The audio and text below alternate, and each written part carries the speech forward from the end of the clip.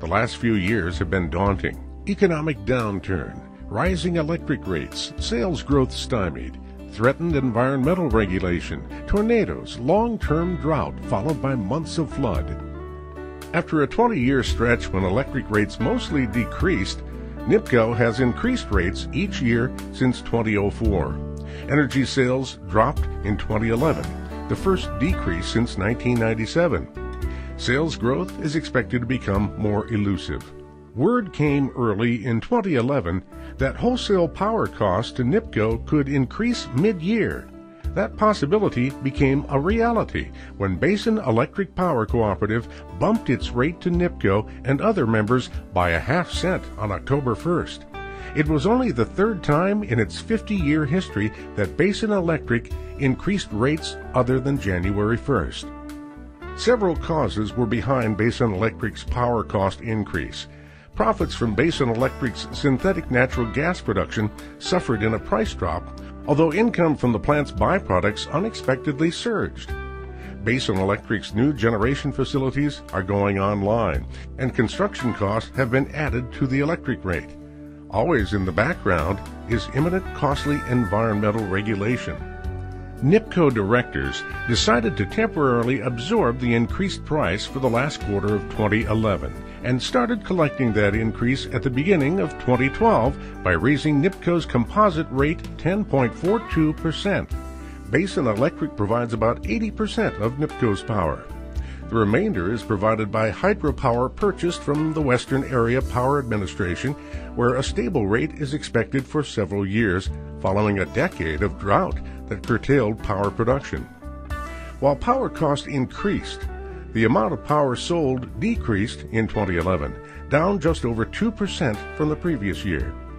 The decrease was attributed to several factors, including moderate temperatures, lack of crop drying, the effects of summer flooding, and the nation's economic downturn. Sales for the next several years are expected to grow minimally about 1% a year. NIPCO's reliability will be enhanced by a transmission retrofit project which got underway during 2011. When completed in 2014, NIPCO will have replaced more than 150 miles of original main transmission and tap lines with stronger, more weather-resistant lines. Funds from the Federal Emergency Management Agency and the state of Iowa will cover up to 85% of the retrofit project. Workers began construction on the first of 3 phases in February of 2012. NIPCO dismantled a substation and communications tower in early June ahead of a predicted Missouri River flood. Hundreds of farms, residences, and businesses along the river were overcome by high water throughout the summer. The floodwater never reached NIPCO's tower or substation sites, and equipment was restored to service by early September.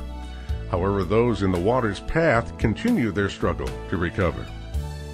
2 new substations were completed and energized in 2011, bringing to 79 the total number of substations in NIPCO's network. Southbridge Sub was constructed in a new industrial development just south of the Sioux City Airport. Lakeport Sub serves an expanding casino near Sloan. Since 2001, NIPCO has built 13 new substations to serve businesses as economic development boomed. Currently, there are no member requests for new substations. A project at NIPCO's headquarters enhanced reliability with installation of a new 150-kilowatt diesel-powered auxiliary generator to carry the electric load to the building if service is interrupted. The work included new conduit from the pole, a new transformer, and all new breaker panels. Over the past 2 years, Iowa's electric cooperatives have worked together to encourage energy efficiency. At the end of 2011, the cooperatives together reported a 1.1% decrease in energy use, credited to that joint effort. NIPCO's members offer incentives to install efficient heating and cooling equipment or insulation, and to remove inefficient appliances.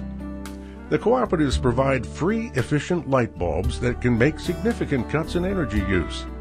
Together with other Iowa cooperatives, NIPCO sponsors Touchstone Energy television announcements, raising awareness about energy efficiency.